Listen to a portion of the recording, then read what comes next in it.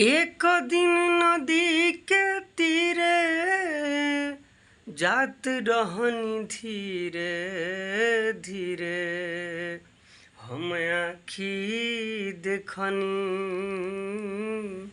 सुंदर शरीरिया अगिया में जरेला राम। हम आँखी देखनी सुंदर शरीरिया अगिया में जरेला राम।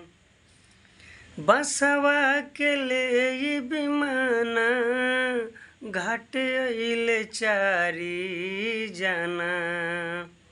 बसवा के ले विमाना घाट अइले चारी जाना। मुहवा पर अगिया मुहवा पर अगिया अपने जमल का उहवा धरेला राम।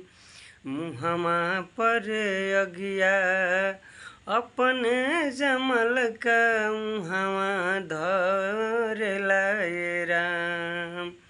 हम आँखी देखनी सुंदर शरीरिया अगिया में जरेला राम।